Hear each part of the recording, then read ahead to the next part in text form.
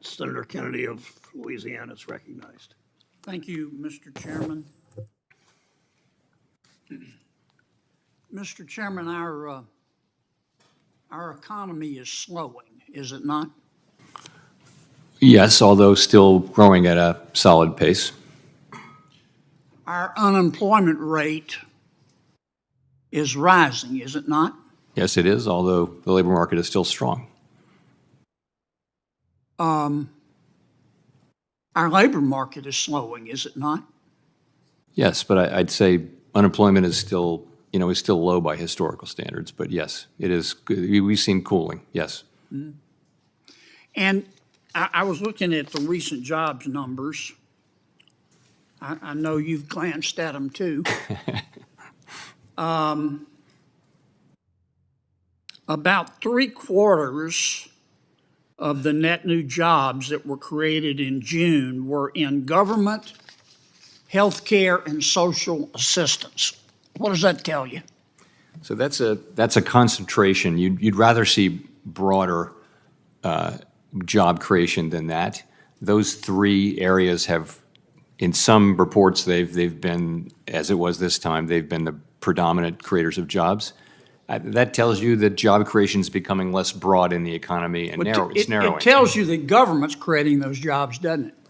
Well, it's government. It's also in-person services. It's also some of it's government. Manufacturing's been flat. Yes, manufacturing's not creating a lot of new jobs these days. Information technology shed jobs over the past 2 years, hasn't it? I don't know.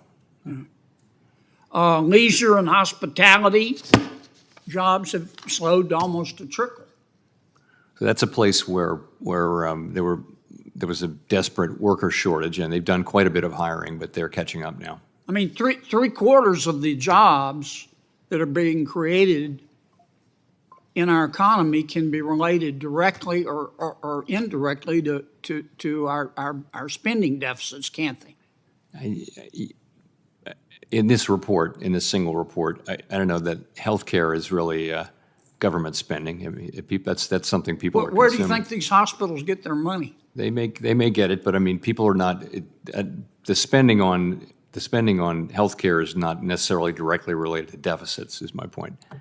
I would disagree with you. I mean, here's my point. We talk a lot about expectations in terms of inflation. How if we expect there to be inflation, we'll get inflation. It seems to me that consumer expectations play a bigger role in the economy than we cede to them.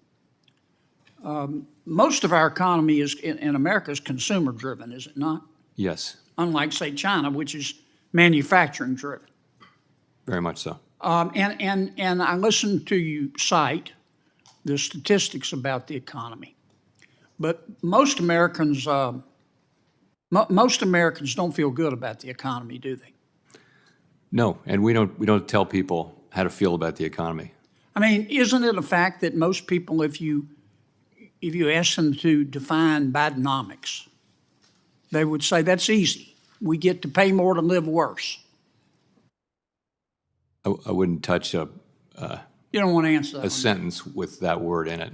Yeah. Yeah. I mean, we can pretty this up I guess my point is, and I know you're going to do this anyway, but I'd be really careful with this economy. I mean, people just don't feel better off today. And one can marshal a persuasive argument that, well, you should, compared to Europe or compared to China, compared to Canada. But feelings are feelings. People don't feel good about this economy. And it's primarily because of inflation. Let me use my final 30 seconds to ask you. I listened to my good friend, the chairman, give his opening statement.